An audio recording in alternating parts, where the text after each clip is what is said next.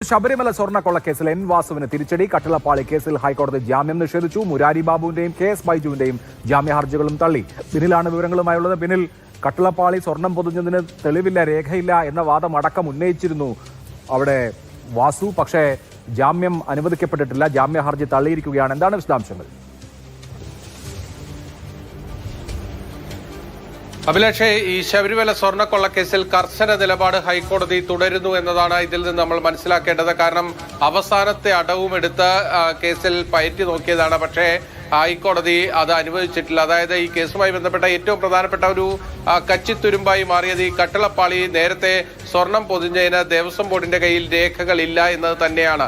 അത് ഹാജരാക്കാൻ SITക്ക് കോടതിയിൽ കഴിഞ്ഞുമില്ല. പക്ഷേ കോടതി ഇതിന്റെ ഒരു വിശാല അർത്ഥത്തിൽ കണ്ടിരിക്കുന്നു എന്നതാണ് നമ്മൾ ഈ ഉത്തരവിൽ നിന്ന് മനസ്സിലാക്കേണ്ടത്. എന്തായാലും കേസിലെ പ്രതികൾക്ക് ആർക്കും തന്നെ ജാമ്യം നൽകാൻ കഴിയില്ല എന്ന നിലപാടാണ് എടുത്തിരിക്കുന്നത്. എൻ വാസുവിന് മാത്രമല്ല, മുൻ എക്സിക്യൂട്ടീവ് ഓഫീസർമാരായ മുരാരി ബാബുവിനും KS ബൈജുവിനും കൂടി ഹൈക്കോടതി ജാമ്യം നിഷേധിച്ചിരിക്കുകയാണ്. അതായത് ഇവർ ഈ ക്രിസ്മസ് അവധികാലത്ത് ഇനി ജയിലിൽ തുടരേണ്ടി വരുമെന്നത് തന്നെയാണ് ഏറ്റവും പ്രധാനപ്പെട്ട കാര്യം. ഹൈക്കോടതി അവധിക്ക് അടയ്ക്കുകയാണ്. അതായത് ഇനി അടുത്ത ജനുവരി ആദ്യ വാരത്തിൽ മാത്രമേ കോടതി തുറക്കുകയുള്ളൂ. കടക്ക് അകത്ത് സഖാക്കള് കടക്ക് അകത്ത് തന്നെ എന്ന് വീണ്ടും ഹൈക്കോടതി പറയുന്നു. വാസുവിനോട്, ബൈജുവിനോട്, മുരാരി ബാബുവിനോട് ഹൈക്കോടതിക്ക് മുന്നിലെത്തിയിട്ട് ഞങ്ങൾക്ക് ജാമ്യം വേണമെന്ന് പറഞ്ഞ വാസുവിനോടും ബൈജുവിനോടും മുരാരി ബാബുവിനോടും ഹൈക്കോടതി പറയുന്നു സഖാക്കള് കടക്ക് അകത്ത്. വിജയം പറഞ്ഞത് കടക്ക് പുറത്ത് എന്ന ആരോട്? മാധ്യമപ്രവർത്തകരോട്. എന്നാൽ ഹൈക്കോടതി പറയുന്നു കടക്ക് അകത്ത്, സഖാക്കള് കടക്ക് അകത്ത്. അങ്ങനെ പുറത്ത് പോകണ്ട. എന്താ കാര്യം? അയ്യന്റെ പൊന്ന് കട്ട് തിന്നതല്ലേ, അടക്ക് അകത്ത്, അകത്ത് തന്നെ കടക്ക് എന്ന് കേരളത്തിന്റെ ഹൈക്കോടതി പറയാ. നിങ്ങളൊന്ന് ആലോചിച്ച് നോക്ക്. ആ പാട്ട് പറയുന്നത് ഏത്? നമ്മളെ സഖാക്കൾ വല്ലാതെ മതവികാരം വ്രണപ്പെടുത്തുന്നു എന്ന് പറഞ്ഞ പാട്ട് പറയുന്നുണ്ടല്ലോ. എന്താ പറയണേ? സ്വർണം കെട്ടത് ആരപ്പ? സഖാക്കളാണ് അയ്യപ്പ. ഹൈക്കോടതി എന്താ പറയുന്നത്? സഖാക്കള് കടക്കകത്ത്, കടക്കവിടെ, കടക്കവിടെ. പുറത്തിറങ്ങാറായിട്ടില്ല. എന്താ കാര്യം? അയ്യന്റെ പൊന്ന് കട്ട് തിന്നവരാ കടക്കകത്ത്. സഖാക്കള് കടക്കകത്ത് എന്ന് വീണ്ടും വീണ്ടും വീണ്ടും ഹൈക്കോടതി പറഞ്ഞുകൊണ്ടേയിരിക്കുന്നു. ഒന്നല്ല, രണ്ടല്ല, മൂന്നല്ല. ഇപ്പൊ എത്ര തവണയായി ഹൈക്കോടതി ഇത് പറയുന്നു? നിങ്ങളൊന്ന് ആലോചിച്ച് നോക്ക്. ഇപ്പൊ ഏറ്റവും ഒടുവിലായിട്ട് കഴിഞ്ഞ പ്രാവശ്യം പത്മകുമാർ ഹൈക്കോടതിയിൽ പോയപ്പോ പത്മകുമാർ എന്താ പറഞ്ഞത്? ഞാൻ മാത്രമല്ല കട്ടത്, എന്റെ കൂടെ കൂട്ടുപ്രതികളുണ്ട്, അവരെ കൂടി പിടിച്ച് അകത്തിടണമെന്നാണ്. അല്ലെങ്കിൽ അവരെ പുറത്താണെങ്കിൽ എന്നെയും പുറത്തു വിടണം, ഞാൻ അകത്താണെങ്കിൽ അവരെയും കൂടി അകത്തേക്ക് വിടണം എന്നാണ് പത്മകുമാർ പറഞ്ഞത്. എന്നാൽ വാസു എന്താ പറയുന്നത്? വാസു പറയുന്നത് കട്ടിളപ്പാളിയിൽ സ്വർണം പൊതിഞ്ഞതിന് തെളിവില്ല, രേഖയില്ല എന്നാ പറയുന്നത്. ഇപ്പൊ ചുരുക്കി പറഞ്ഞാൽ എന്താ? അടിച്ചു മാറ്റിയ സ്വർണം, അങ്ങനെ ഒരു സ്വർണം അവിടെ ഉണ്ടായിട്ടില്ല എന്ന് വരുത്തി തീർക്കാനുള്ള ശ്രമമാണ് ആര് നടത്തുന്നത്? സഖാക്കൾ നടത്തുന്നത്. അപ്പൊ ഇത് എത്ര പ്ലാനഡ് ആയിരുന്നു എന്ന് മനസ്സിലാക്കി നിങ്ങൾ. ഇപ്പൊ വാസു ജയിലിൽ കടന്നിട്ട് അവിടെ കട്ടിളപ്പാളിയിൽ സ്വർണം പൊതിഞ്ഞതിന് തെളിവില്ല എന്ന് പറയണമെങ്കിൽ സ്വർണം അടിച്ചു മാറ്റുന്നതിന് മുമ്പേ ഈ പറയുന്ന പഴുതുകളൊക്കെ വാസു കണ്ടെത്തിയിരുന്നു എന്നല്ല അതിന്റെ അർത്ഥം, അല്ലേ? നിങ്ങളൊന്ന് ആലോചിച്ച് നോക്ക്. ഇപ്പൊ അവിടെ സ്വർണം ഉണ്ടായിട്ടില്ല എന്ന് പറയാനാ നോക്കുന്നത്. സ്വർണം അടിച്ചു മാറ്റിയിട്ടില്ല എന്നല്ല പറയണത്, അവിടെ സ്വർണം ഉണ്ടായിട്ടില്ല എന്ന്.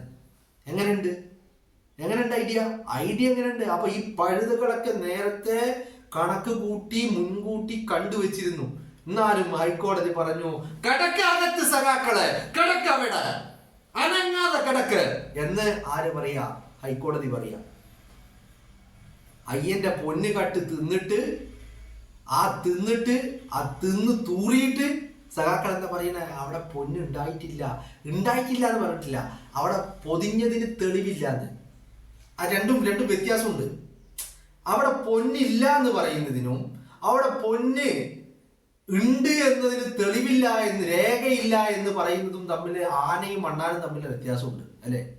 അവിടെ പൊന്നുണ്ട് എന്നുള്ള കാര്യത്തിൽ വാസുവിന് തർക്കമില്ല. പക്ഷെ രേഖകളിൽ അതുണ്ടോ എന്നുള്ള കാര്യത്തിൽ ആ രേഖകളൊക്കെ വാസു ആദ്യമേ അടിച്ചു മാറ്റിയിട്ടുണ്ട്. ആ പേജ് വാസു പറിച്ചു മാറ്റി. രേഖ കട്ടിളപ്പാളിയിൽ സ്വർണം പൊതിഞ്ഞു എന്നത് രേഖയിൽ രേഖപ്പെടുത്തിയ ആ പേജ് തന്നെ എന്താക്കി? വാസു അടിച്ചു മാറ്റി. സ്വർണം അടിച്ചു മാറ്റിയതിന്റെ കൂടെ ഈ രേഖയും അടിച്ചു മാറ്റി. എന്നിട്ട് വാസു ഹൈക്കോടതി പറയാണ് അങ്ങനെ രേഖയില്ലാന്ന്. എന്നാ പിന്നെ വാസു അവിടെ സ്വർണം ഇല്ലാന്ന് പറയണ്ടേ? അത് പറയുന്നില്ല. അവിടെ സ്വർണം ഉണ്ട് എന്നുള്ളതിന് വേറെ ദൃശ്യങ്ങളും ബാക്കിയുള്ള കാര്യങ്ങളും ഒക്കെ തെളിവുണ്ട്. പക്ഷെ ഈ രജിസ്റ്ററിലുള്ള തെളിവാണ്. രജിസ്റ്ററിൽ രേഖപ്പെടുത്തുമല്ലോ, കട്ടിളപ്പാലി ഇന്ന ദിവസം ഇത്ര ഗ്രാം സ്വർണത്തിൽ പൊതിഞ്ഞു എന്ന് രജിസ്റ്ററിൽ രേഖപ്പെടുത്തിയ പേജ് അടക്കം വാസു വിഴുങ്ങി. എന്നിട്ട് സ്വർണം കട്ട് മാറ്റി അടിച്ചു മാറ്റി കൊണ്ടുപോകുമ്പോ ആ രജിസ്റ്ററിലുള്ള രേഖയും കട്ടിളപ്പാളിയിലെ സ്വർണം പൊതിഞ്ഞ സ്വർണം അതടിച്ചു മാറ്റി കൊണ്ടുപോകുന്ന ആ നിമിഷം തന്നെ വാസു രജിസ്റ്ററിൽ രേഖപ്പെടുത്തിയിരിക്കുന്ന സ്വർണം പൊതിഞ്ഞു എന്ന് രേഖപ്പെടുത്തിയിരിക്കുന്ന രേഖയും വാസു വിഴുങ്ങി. എന്നിട്ട് വാസു കോടതിയിൽ പറയാ രേഖയില്ല, കട്ടിളപ്പാളിയില് സ്വർണം പൊതിഞ്ഞതിന് രേഖയില്ല എന്ന് ഹൈക്കോടതി ഏതാ? വാസുവിനെ വിറ്റ കാശ് ഹൈക്കോടതിയിലെ കയ്യിലില്ലേ? ഹൈക്കോടതി പറഞ്ഞു കടക്ക് വാസു അകത്ത്, കടക്ക് സഖാക്കളെ അകത്ത്, കടക്കവിടെ അകത്ത് തന്നെ കടക്ക് എന്ന് ആര് പറയുന്നു? ഹൈക്കോടതി പറയുന്നു. ഇറങ്ങാറായിട്ടില്ല. ഇപ്പൊ പാട്ട് പറഞ്ഞത് എത്രത്തോളം സത്യമായി നിങ്ങളൊന്ന് നോക്ക്. പാട്ട് പറഞ്ഞ അതേ വരികളല്ല ഹൈക്കോടതി പറയുന്നത്. ഹൈക്കോടതി പറയുന്നു സഖാക്കള് കടക്കകത്ത്. പാട്ട് പറഞ്ഞത് എന്താ? കട്ടത് സഖാക്കള്. അപ്പൊ നിങ്ങളൊന്ന് ആലോചിച്ച് നോക്കി. പാട്ട് പറഞ്ഞ കാര്യം പാരടിയാണെങ്കിലും ആ പാട്ടിൽ പറഞ്ഞ വരികള് അന്വർത്ഥമാക്കുകയാണ് ഹൈക്കോടതിയും. ഹൈക്കോടതി പറയുന്നു സഖാക്കള് കടക്കകത്ത്. ഇതിന്റെ ഒരു വ്യാപ്തി എന്ന് പറയുന്നത് നമ്മൾ ഈ കാണുന്ന വാസു, പത്മകുമാർ, ബൈജു, ബാബു, ഉണ്ണികൃഷ്ണൻ പോറ്റി ഇവര് മാത്രമല്ല. ഇതിന്റെ വ്യാപ്തി എന്ന് പറയുന്നത് നിങ്ങളൊന്ന് ആലോചിച്ച് നോക്ക്. വാസു ദേവസ്വം പ്രസിഡന്റ് സ്ഥാനത്ത് ഇരുന്ന് അവിടെ നിന്ന് ഇറങ്ങിയതിന് ശേഷം, കാലാവധി പൂർത്തിയാക്കിയിട്ട് അവിടെ നിന്ന് ഇറങ്ങിയതിന് ശേഷമാണ് പത്മകുമാർ പ്രസിഡന്റ് ആകുന്നത്.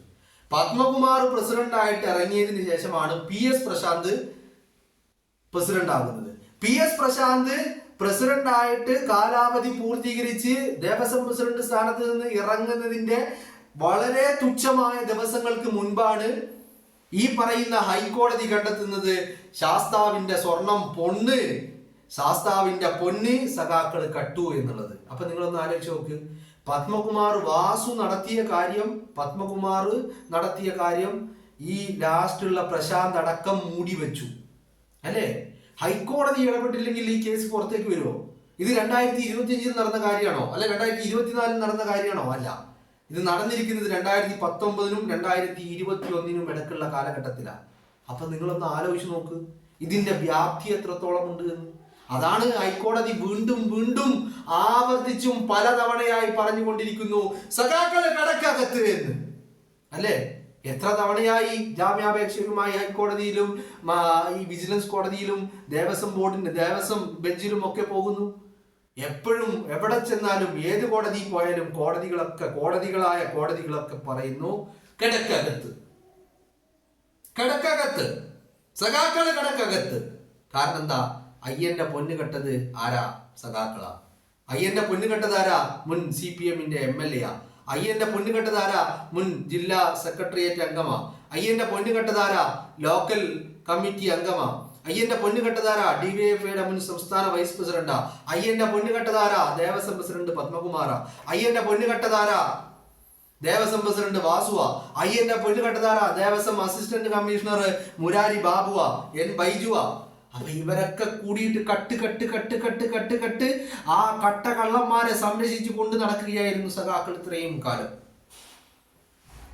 ഒരു സുപ്രഭാതത്തില് പിണറായി വിജയൻ പത്രസമ്മേളനം നടത്തിയിട്ട് അയ്യന്റെ പൊന്ന് കളവ് പോയിരിക്കുന്നു എന്ന് പറഞ്ഞതല്ല. ആരാ അയ്യന്റെ പൊന്ന് കൊള്ളയടിക്കപ്പെട്ടു എന്ന് പറഞ്ഞത്? അത് മറിച്ച് വിറ്റു എന്നാരാ പറഞ്ഞത്? അത് ഈ പറയുന്ന ഹൈക്കോടതിയാ, കേരളത്തിന്റെ ഹൈക്കോടതി. അല്ലാതെ കേരളത്തിന്റെ ആഭ്യന്തരമന്ത്രി പിണറായി വിജയനോ ആ പിണറായി വിജയന്റെ ഏതെങ്കിലും ഒരു പോലീസ് ഉദ്യോഗസ്ഥനോ ഒന്നും കണ്ടുപിടിച്ചതല്ല. കണ്ടുപിടിച്ചതാരാ? കണ്ടുപിടിച്ചത് കേരളത്തിന്റെ ഹൈക്കോടതി. ഇനി നിങ്ങളൊരു കാര്യം അല്ലെങ്കിൽ ഈ പരിപാടി ആദ്യം നടന്നത്, ഒരു തെരുകിലപ്പെടുക പരിപാടി നടന്നത് വാസുവിന്റെ കാലത്ത്, മറ്റൊരു തെരുകിലപ്പെടുപാടി നടന്നത് പത്മകുമാറിന്റെ കാലത്ത്. ഇവർ രണ്ടുപേരും ദേവസ്വം പ്രസിഡന്റ് സ്ഥാനത്ത് ഇരുന്ന് കാലാവധി പൂർത്തിയാക്കി അവിടുന്ന് ഇറങ്ങി. എന്നിട്ട് അവിടെ അടുത്തൊരാൾ വരുന്നു, ആര്? P S Prashant. എന്തേ പി എസ് പ്രശാന്ത് വരുമ്പോ പി എസ് പ്രശാന്തിന് അറിയില്ലേ ഇവിടെ ഇങ്ങനെയൊക്കെ ഉണ്ടായി, ഇന്ന പോലെ തിരുത്തലുകൾ വന്നു, ഇന്ന സാധനങ്ങൾ പോയിട്ടുണ്ട് ഒക്കെ പ്രശാന്ത് അറിയണമല്ലോ, ഒരു ദേവസ്വം പ്രസിഡന്റ് അറിയണമല്ലോ. അത് അറിയാണ്ടിരുന്നില്ല, പക്ഷെ അത് പുറത്ത് പറഞ്ഞില്ല പ്രശാന്ത്. കാരണം എന്താ? അത് പുറത്ത് പറയാതിരിക്കാൻ വേണ്ടിയിട്ടാണ് പ്രശാന്തിനെ ദേവസ്വം പ്രസിഡന്റ് ആക്കിയത് തന്നെ. മറ്റൊരാളെ ആക്കാതെ ദേവസ്വം പ്രസിഡന്റ് സ്ഥാനത്ത് പ്രശാന്തിനെ നിയമിച്ചത് തന്നെ ഈ അയ്യന്റെ പൊന്നുകൊള്ള പുറം ലോകം അറിയാതിരിക്കാനാണ്. എന്നിട്ട് വാസു പോയിട്ട് പറയാണ് കട്ടിളപ്പാളിയില് സ്വർണം പൊതിഞ്ഞതിന് രേഖയില്ല എന്നാണ് വാസു പറയുന്നത്. വാസുവിന് എന്തെങ്കിലും കാണിച്ച് പുറത്തിറങ്ങണം. അപ്പോ വാസു പറയാ രേഖയില്ല. ആ രേഖ എവിടെ പോയി? രേഖപ്പെടുത്തിയിട്ടുണ്ട് രജിസ്റ്ററിൽ, പക്ഷെ ആ രേഖ എവിടെ? ആ പേജ് വാസു വിഴുങ്ങി. അയ്യന്റെ പൊന്ന് കട്ട് അത് മറിച്ച് വിറ്റ് അത് തിന്ന് തൂറിയതുപോലെ ഈ രേഖയും വാസു വിഴുങ്ങി, അത് തൂറി. ഇനി എവിടെ പോയി തപ്പാനാ? ഇനി എവിടെയും പോയി തപ്പാനില്ല. അല്ലെങ്കിലും ഈ സഖാക്കൾ ഇത് കട്ടതിൽ എനിക്ക് വലിയ അത്ഭുതമൊന്നും തോന്നുന്നില്ല. കാരണം എന്താ?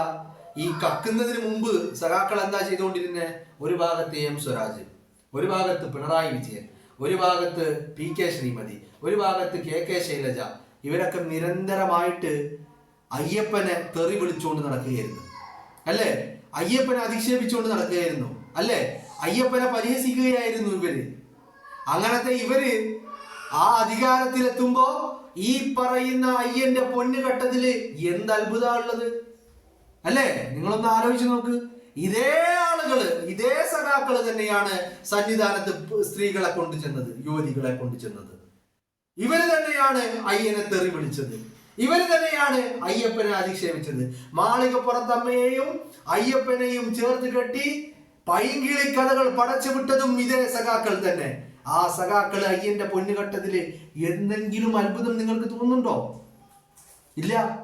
ഇനി ഇത് അന്വേഷിച്ച് ചെന്നാല് ഈ അയ്യന്റെ പൊന്നുകെട്ടത്, ആ കട്ടിട്ട് മറിച്ച് വിറ്റ കാശ് എന്തിനുപയോഗിച്ചു എന്ന് അന്വേഷിച്ചു കഴിഞ്ഞാൽ ഒരുപക്ഷെ തിരുവനന്തപുരത്തെ പുതിയ AKG സെന്റർ പണിതത് അയ്യന്റെ പൊന്നുകെട്ട പണത്തിലാകുമെന്നുള്ള കാര്യത്തിൽ ഒരു തർക്കവും നിങ്ങൾക്കാർക്കും വേണ്ട.